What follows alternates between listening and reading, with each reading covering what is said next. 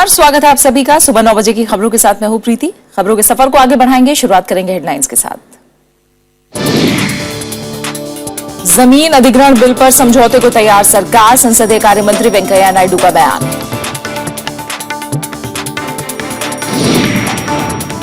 Tweet विवाद पर VK Singh ने दी सफाई, इस्तीफे की पेशकश से किया इनकार, विवाद के लिए मीडिया को बताया जिम्मेदार।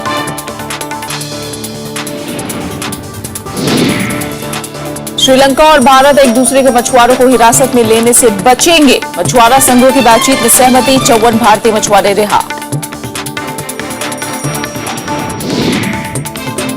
गोवा में भारतीय नौसेना का निगरानी विमान हुआ हादसे का शिकार, पायलट समेत 2 लोग लापता, राहत और बचाव अभियान जारी।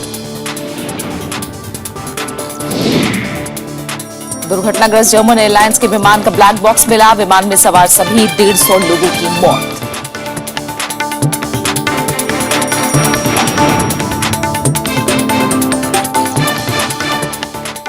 सरकार भूमि अधिग्रहण बिल पर समझौते को तैयार है। संसदीय कार्य मंत्री वेंकैया नायडू ने यह बात कही है।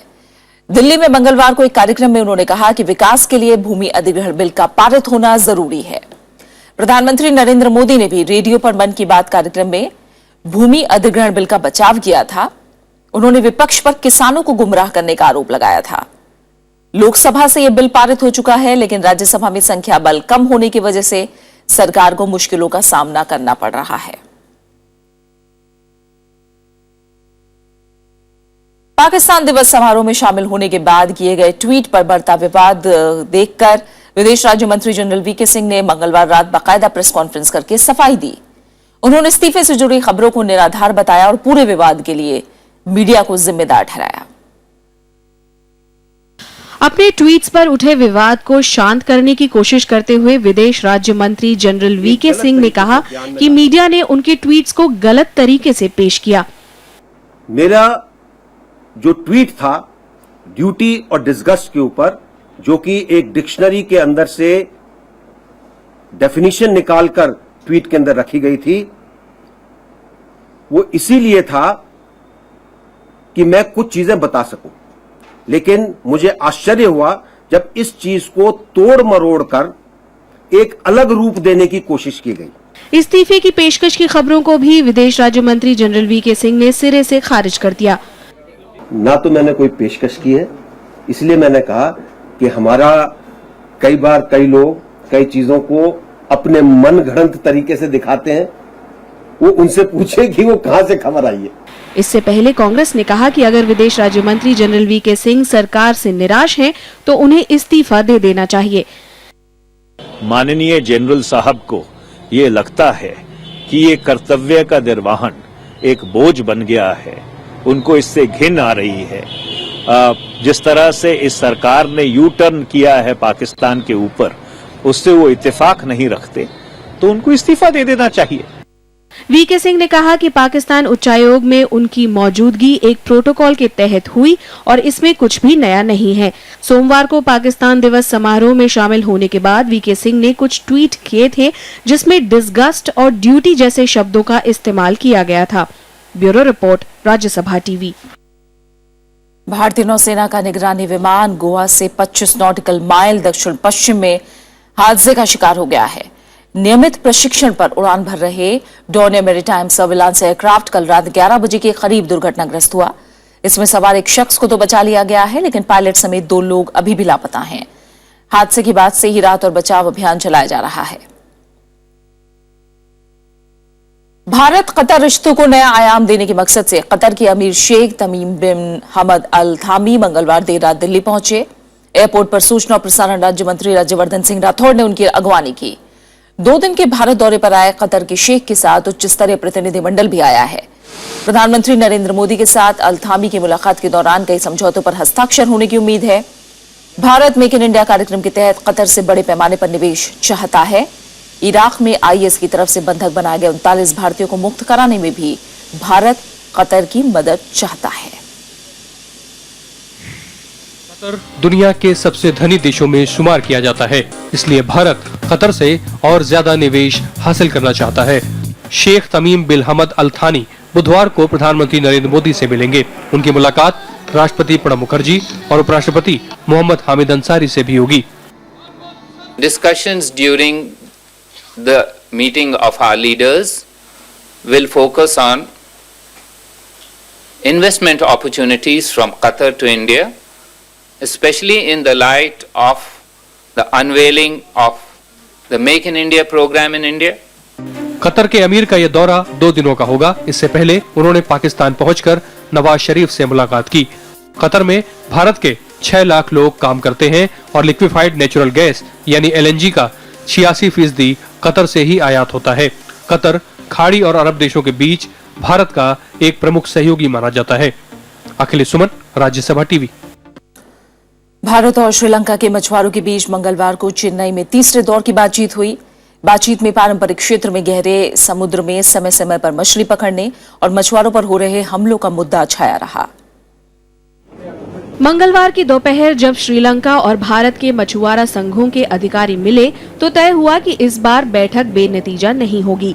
इससे पहले 2 बार की बैठकें विवादों में फंसकर ही रह गईं। बैठक की शुरुआत में श्रीलंका ने चट जाल यानी प्रतिबंधित जाल के इस्तेमाल का मुद्दा उठाया। ये जाल भारत में भी प्रतिबंधित है। மீனவர்கள் இலங்கை தரப்புல இலங்கை கடற்பகுதிக்குள்ள தடை செய்யப்பட்ட வலைகளை இழுப்பதாக அவர் சொன்னார்கள். அதை நாங்கள் முற்றிலுமாக நிறுத்துவதாக சொல்லியிருக்கிறோம். அது ஏற்கனவே भारत ने भी सीजन के 83 दिनों में मछली पकड़ने की अनुमति देने और उस दौरान होने वाली गिरफ्तारियों की रोक की मांग की। श्रीलंका ने जल्दी ही इस समस्या के समाधान का भरोसा दिया। இலங்கையிலே வடகிழக்கு மாகாண மீனவ பிரதிகள் வடமாகாணத்திலே இருக்கக்கூடிய தமிழ் பாராளுமன்ற உறுப்பினர்கள் மாகாண சபை உறுப்பினர்கள் ஆகியோர் கலந்து கொள்கின்ற इस बातचीत से पहले उस समय तनाव बढ़ गया था जब तमिलनाडु ने बैठक रद्द करने की धमकी दी थी। तमिलनाडु बातचीत शुरू होने से पहले उन 54 मछुआरों की रिहाई की मांग कर रहा था जिन्हें श्रीलंका ने 2 दिन पहले ही गिरफ्तार किया था। हालांकि बातचीत को सफल बनाने के लिए श्रीलंका ने बैठक से पहले ही मछुआरों के रिहाई का आदेश दे दिया। Bureau report, Rajya Sabha TV. Maharashtra सरकार राज्य में किसानों की आत्महत्या को रोकने के लिए हर गांव में 10 से 12 सदस्यीय टीम बनाएगी। विधानसभा में राजस्व मंत्री एकनाथ खड़से ने इस बात की घोषणा की। इस बीच केंद्र सरकार ने सूबे के किसानों की मदद के लिए 2000 करोड़ रुपए की मदद का ऐलान किया है। राज्य में 2014 और 2015 के दौरान बेमौसम बारिश, ओलावृष्टि और सूखे से पीड़ित किसानों की मदद की जाएगी। दिल्ली में मंगलवार को केंद्रीय गृह मंत्री राजनाथ सिंह, वित्त मंत्री अरुण जेटली, कृषि मंत्री राधा मोहन सिंह और रसायन और उर्वरक मंत्री रामविलास पासवान की बैठक के बाद यह फैसला लिया गया। गौरतलब है कि कृषि मंत्री ने हाल ही में महाराष्ट्र का दौरा करके फसलों के नुकसान का जायजा लिया था। 14-15 में जो सूखा पड़ा था महाराष्ट्र में, उसको लेकर बैठक थी और 2000 करोड़ रुपयों की राशि एजेंसी ने स्वीकृत की है। ये महाराष्ट्र के इतिहास में पहली घटना है। इसके पहले भी सूखा पड़ा था तो उसमें मात्र 500 करोड़ रुपया मिला था 14-15 में, लेकिन 13-14 में। खाद्य पदार्थों की बर्बादी को रोकने और खाद्य प्रसंस्करण उद्योग को बढ़ावा देने के लिए देश में 17 नए फूड पार्क खोले जाएंगे। केंद्र सरकार ने इन फूड पार्कों को मंजूरी दी है। नए फूड पार्क 11 राज्यों में खुलेंगे, जिसमें सरकार 850 करोड़ की सब्सिडी देगी। इन फूड पार्कों से करीब 2000 करोड़ रुपए का निवेश आकर्षित होने का अनुमान है और इनका सालाना कारोबार 8000 करोड़ रहने की संभावना है।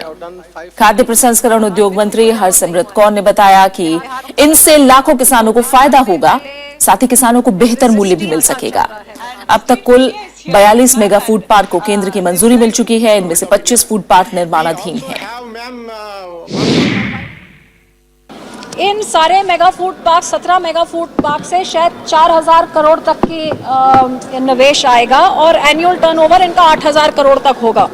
तकरीबन 80,000 लोगों को इसमें नौकरी की संभावना है और 5 लाख किसानों को डायरेक्ट या इनडायरेक्ट बेनिफिट अकेले इन 17 नए मेगा फूड पार्क से मिलेगा। दिल्ली विधानसभा के विशेष सत्र में सरकार ने 9,500 करोड़ रुपए की लेखानुदान मांगों को सदन में पेश किया। आम आदमी पार्टी सरकार का पूर्ण बजट जून में पेश होगा। कामकाज चलाने के लिए इस बजट की मंजूरी सदन से मांगी गई है। विपक्ष ने इसे सरकार की नाकामी करार दिया है। मंगलवार से शुरू हुए इस 2 दिवसीय सत्र में उप मुख्यमंत्री मनीष सिसोदिया ने 2014-2015 का संशोधित बजट और अगले 3 महीने के लिए लेखानुदान मांगे सदन के पटल पर रखी। सरकार का तर्क है कि इस बार का बजट आम आदमी और स्थानीय RWA से सुझाव लेकर तैयार किया जाएगा। सरकार ने अगले 3 महीने बिजली और पानी की सब्सिडी के लिए 395 करोड़ का प्रावधान किया है। यानी कि सरकार को सालाना बिजली पानी की सब्सिडी के लिए करीब 1600 करोड़ की जरूरत पड़ेगी। हमने एक वोटर अकाउंट पेश किया है अभी अगले 3 महीने के लिए। हमें पूरी उम्मीद है और हमारा कमिटमेंट है इस चीज के लिए कि हम इस घाटे को भी पूरा करेंगे, दिल्ली के साथियों के साथ मिलकर, दिल्ली वालों के साथ में मिलकर, और जितने हमारे प्रॉमिसेस हैं, जितने दिल्ली की जरूरतों के हिसाब से हमने योजनाएं बनाई हैं, उन सबको भी अमल में लाएंगे। मनीष सिसोदिया ने केंद्र से दिल्ली के लिए ज्यादा बजट मांगा। दिल्ली सरकार की मांग है कि 14वें वित्त आयोग की सिफारिश के मुताबिक दिल्ली को सालाना तकरीबन 4000 करोड़ रुपया मिलना चाहिए। वहीं बीजेपी का आरोप है कि आम आदमी पार्टी की सरकार 1.5 महीने से ज्यादा समय मिलने के बावजूद बजट तक तैयार नहीं कर पाई है। ये बजट स्पीच एक पॉलिटिकल कंसोलिडेशन था, पॉलिटिकल स्पीच ज्यादा थी और फैक्चुअल और रियलिस्टिक कम थी। बीते साल योजनागत कार्यों में कुल 61% राशि ही खर्च हो पाई, जबकि करों की वसूली में 45,000 करोड़ रुपए की कमी रही। दिल्ली सरकार ने व्यापारियों को बड़ी राहत देते हुए वैट कानून में संशोधन को विधानसभा में बहुमत से पारित कर दिया। सरकार नई है, नए नए गणित भी लगा रही है और बजट का खाका तैयार करने के लिए जनता के बीच जाने की तैयारी में भी है। यानी अपना बजट तैयार करने के लिए सरकार इस बार फिर जनता से राय शुमारी करेगी। कैमरा पर्सन सुरेश के साथ अनु दीवान, राज्यसभा टीवी, दिल्ली। अभिव्यक्ति की आजादी बरकरार रखते हुए सुप्रीम कोर्ट ने IT एक्ट की धारा 66A को असंवैधानिक करार दिया है। ये धारा सोशल मीडिया में आपत्तिजनक पोस्ट के लिए गिरफ्तारी का अधिकार देती थी और आरोपी को 3 साल तक की सजा हो सकती थी। बावजूद इसके किसी भी नागरिक को गलत टिप्पणी की आजादी नहीं होगी। उसके खिलाफ अन्य धाराओं के तहत पुलिस मामला चलाएगी। वेबसाइट्स पर तीखी टिप्पणियां करने वालों के लिए मंगलवार का दिन ऐतिहासिक रहा। सुप्रीम कोर्ट ने सूचना तकनीक कानून की धारा 66A को अवैध करार दिया। कोर्ट के मुताबिक यह धारा सीधे तौर पर संविधान में दी गई अभिव्यक्ति की आजादी को कम करती है। केंद्र सरकार ने इस धारा को बनाए रखने की वकालत की थी। उसने कहा था कि इस धारा का इस्तेमाल गंभीर मामलों में ही किया जाएगा और उपयोग के लिए नियम बनाए जाएंगे। कोर्ट ने इन दलीलों को खारिज कर दिया। ये सच्चाई है कि देश में टेररिज्म, देश में कम्युनल वायलेंस है, एक्सट्रीमिज्म है, तो उसके बारे में सिक्योरिटी एस्टैब्लिशमेंट को अगर लगता है कि IT एक्ट के बारे में थोड़ा कुछ सोचने की जरूरत है, तो this government will consider only with adequate safeguards, but that will depend upon the kind of feedback we get. Court ने IT एक्ट की धारा 69A और 79 को वैध करार दिया, लेकिन कुछ पाबंदियां लगा दी। धारा 69A में किसी पोस्ट को ब्लॉक किया जा सकता है। There are other provisions in the IT Act, in the IPC, that if there is something gross, I mean, if it's hate speech or something, obviously you will be dealt with under those provisions. But there is no blanket provision that will curtail your freedom of speech and expression. अधिकतर राजनीतिक दलों ने फैसले का स्वागत किया है। कुछ दल इस पर चर्चा भी चाहते हैं। 66A बेलेबल ऑफेंस होता था, लेकिन जो अधिकारी हैं, इंडियन पीनल कोड की जो धाराएं हैं, उनको 66A से जोड़ के उस व्यक्ति को गिरफ्तारी कर लेते थे।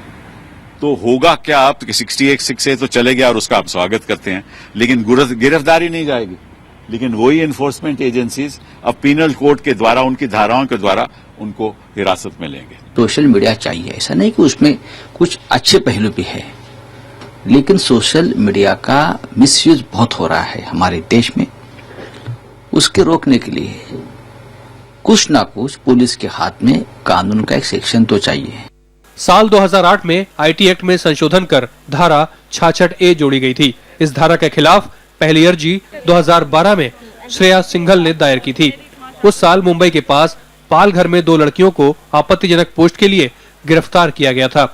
16 मई 2013 को सुप्रीम कोर्ट ने नियम बनाया था कि वरिष्ठ अधिकारियों की अनुमति के बाद ही किसी को गिरफ्तार किया जा सकता है।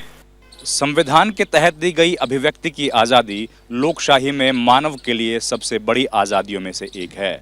यही बात आज के इस फैसले के बाद साबित होती है। सुप्रीम कोर्ट ने एक बार फिर ये बात दोहरा दी है कि अभिव्यक्ति की आज़ादी के खिलाफ जो भी कानून बनाया जाएगा उसको इसी तरीके से स्ट्राइक डाउन कर दिया जाएगा। कैमरामैन स्मृति रंजन के साथ रविंद्र सिंह शोराण, राज्यसभा टीवी। महिला जज के यौन उत्पीड़न के आरोपी मध्य प्रदेश हाईकोर्ट के जज एसके गंगेले पर राज्यसभा में महाभियोग चल सकता है। राज्यसभा के सभापति मोहम्मद हामिद अंसारी ने 58 सांसदों की तरफ से लाए गए प्रस्ताव को मंजूर कर लिया है। सभापति ने न्यायाधीश जांच अधिनियम 1968 की धारा 3 के तहत इस महाभियोग प्रस्ताव को स्वीकार किया है। सभापति इस मामले में अब न्यायाधीशों की 3 सदस्य समिति का गठन कर सकते हैं, जो महाभियोग चलाने के बारे में अपनी रिपोर्ट देगी। न्यायाधीश गंगेले पर ग्वालियर की अतिरिक्त जिला और सत्र न्यायालय की एक महिला न्यायाधीश पर यौन शोषण करने का आरोप लगा है। नियमों के मुताबिक हाई कोर्ट या सुप्रीम कोर्ट के किसी जज के खिलाफ महाभियोग का नोटिस देने के लिए प्रस्ताव के पक्ष में कम से कम 50 सांसदों का होना जरूरी है। इससे पहले 2 जजों के खिलाफ महाभियोग का प्रस्ताव लाया जा चुका है। कांग्रेस ने मीडिया से बात करने के लिए प्रवक्ताओं की नई टीम का ऐलान किया है। सीनियर प्रवक्ताओं की लिस्ट में अजय माकन, सीपी जोशी, सत्यव्रत चतुर्वेदी और शकील अहमद को शामिल किया गया है। आनंद शर्मा, गुलाम नबी आजाद, मुकुल वासनिक, पी चिदम्बरम और सलमान खुर्शीद जैसे नेता पहले ही सीनियर प्रवक्ता के तौर पर काम कर रहे हैं। कांग्रेस ने कुल 50 से ज्यादा ऐसे नेताओं की लिस्ट जारी की है जो टीवी बहस और अखबारों से बात करेंगे। इनमें राष्ट्रपति प्रणब मुखर्जी की बेटी शर्मिष्ठा मुखर्जी भी शामिल हैं।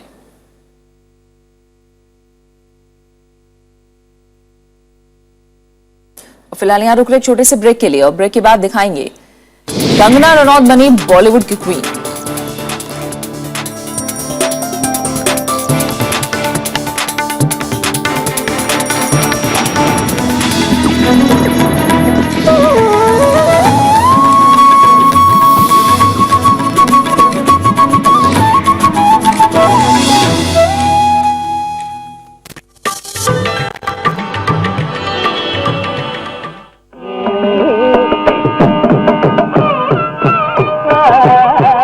मदुरई सुब्बालक्ष्मी कर्नाटक शैली की मशहूर संगीतकार, संयुक्त राष्ट्र संघ सभा में संगीत प्रस्तुति देने वाली पहली भारतीय, भारत रत्न से सम्मानित पहली महिला संगीतज्ञ, रेमन मैगसेसे अवार्ड पाने वाली पहली भारतीय महिला। इसके अलावा वो पहली महिला रही जिन्हें संगीत कलानिधि के रूप में मिला कर्नाटक संगीत का सर्वोत्तम पुरस्कार। महात्मा गांधी, पंडित नेहरू और लता मंगेशकर को किया जाता है इनके प्रशंसकों में शुमार।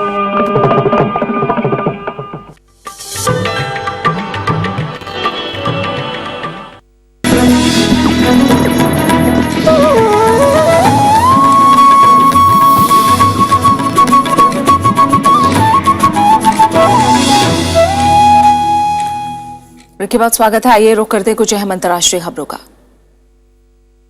फ्रांस में हादसे का शिकार हुए विमान का ब्लैक बॉक्स मिल गया है। इससे विमान हादसे की वजह का पता लगाया जा सकेगा। एयरबस A320 में सवार चालक दल समेत 150 लोग मारे गए हैं।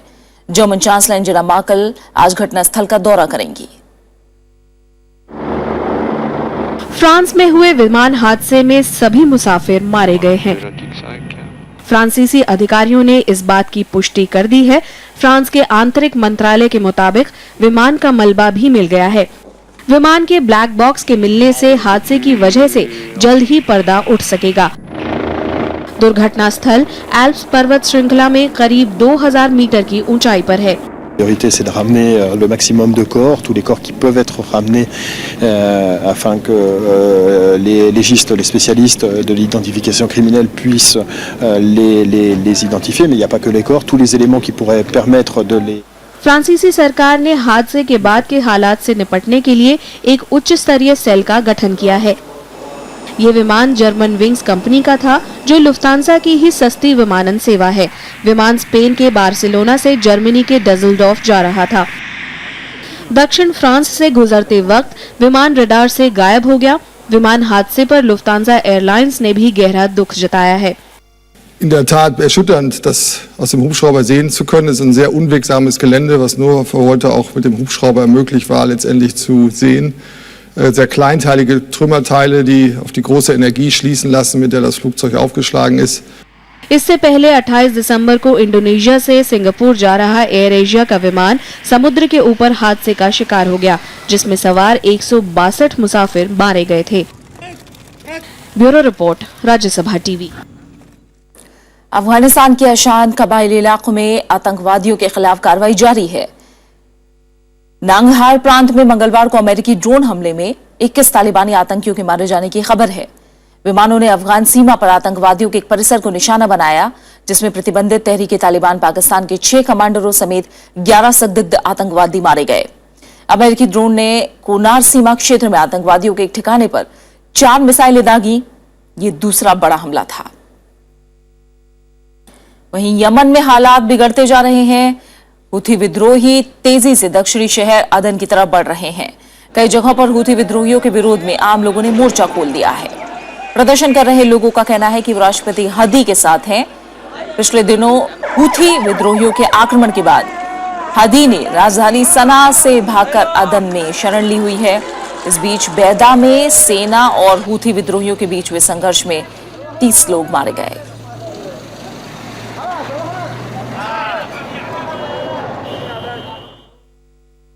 उपराष्ट्रपति मोहम्मद हामिद अंसारी ने मंगलवार को भारतीय डाक सेवा के प्रशिक्षु अधिकारियों से मुलाकात की।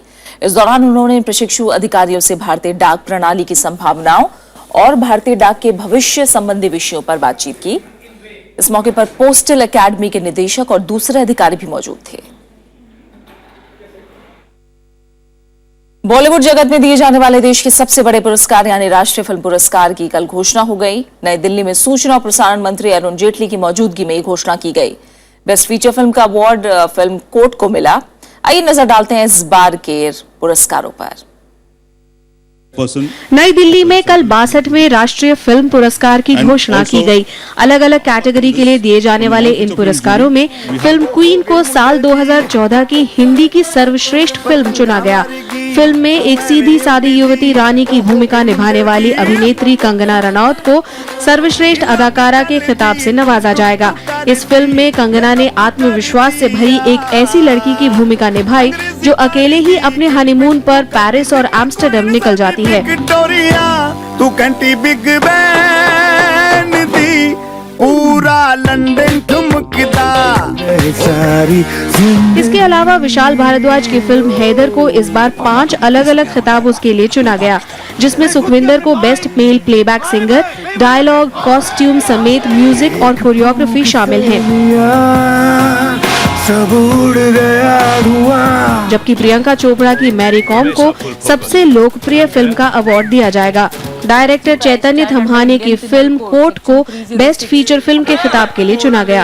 हाथ टन विस्तवाचे दान रे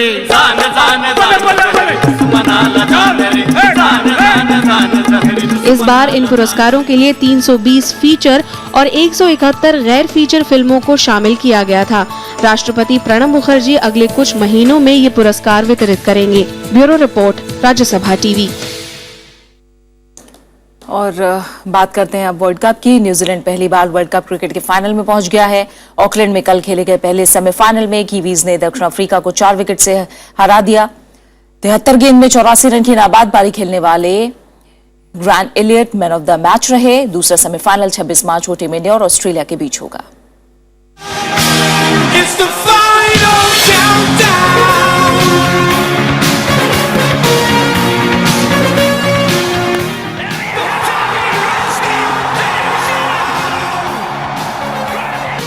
वर्ल्ड कप क्रिकेट का रोमांच, विश्व विजेता की खिताबी जंग, महाकुंभ के महासंग्राम में पहुंचा न्यूजीलैंड। ऑकलैंड में विश्व कप के पहले सेमीफाइनल में रहस्य, रोमांच, एक्शन और ड्रामा सब कुछ था। टॉस जीतकर पहले बल्लेबाजी करने उतरी दक्षिण अफ्रीकी टीम की शुरुआत अच्छी नहीं रही। बारिश की वजह से बाधित हुए मैच में दक्षिण अफ्रीका ने 43 ओवर में 5 विकेट पर 281 रन बनाए। डुप्लेसिस ने 82 और कप्तान डिविलियर्स ने 65 रन की शानदार पारी खेली। न्यूजीलैंड के गेंदबाज एंडरसन ने 3 विकेट लिए। डकवर्थ लुइस नियम की वजह से न्यूजीलैंड को 43 ओवर में 298 रनों का टारगेट मिला। लक्ष्य का पीछा करने उतरी न्यूजीलैंड टीम शुरुआत से ही आक्रामक खेली, लेकिन उसके विकेट भी गिरते रहे। उछलने बल्लेबाजों की मदद से रोमांचक आखिरी ओवर में 1 गेंद बाकी रहते टीम ने 6 विकेट के नुकसान पर 299 रन बना लिए। कीवीज की जीत के हीरो रहे ग्रैंड एलियट ने 84 रन की तूफानी नाबाद पारी खेली, जबकि मॉर्केल ने 3 विकेट झटके। न्यूजीलैंड पहली बार विश्व कप के फाइनल में पहुंचा है। टीम इंडिया और ऑस्ट्रेलिया के बीच 26 मार्च को सिडनी में दूसरा सेमीफाइनल खेला जाएगा, जिसके विजेता के साथ न्यूजीलैंड की भिड़ंत होगी। इस विश्व कप में लगातार 7 मैचों में जीत हासिल करने वाली धोनी ब्रिगेड के हौसले खासे बुलंद हैं, तो ऑस्ट्रेलिया भी अपने घरेलू मैदान पर जीत की पूरी कोशिश करेगी। जाहिर है दूसरे सेमीफाइनल में भी एक और बेहतरीन मुकाबला देखने को मिलेगा। Bureau report, Rajya Sabha TV. और आइए आखिर में एक नजर डालते हैं हेडलाइंस पर। जमीन अधिग्रहण बिल पर समझौते को तैयार सरकार, संसदीय कार्य मंत्री वेंकैया नायडू का बयान। ट्वीट विवाद पर वीके सिंह ने दी सफाई, इस्तीफे की पेशकश से किया इनकार, विवाद के लिए मीडिया को ठहराया जिम्मेदार। श्रीलंका और भारत एक दूसरे के मछुआरों को हिरासत में लेने से बचेंगे, मछुआरा संघों की बातचीत में सहमति, 54 भारतीय मछुआरे रिहा। गोवा में भारतीय नौसेना का निगरानी विमान हुआ हादसे का शिकार, पायलट समेत 2 लोग लापता, राहत और बचाव अभियान जारी। दुर्घटनाग्रस्त जर्मन एयरलाइंस के विमान का ब्लैक बॉक्स मिला, विमान में सवार सभी 150 लोगों की मौत।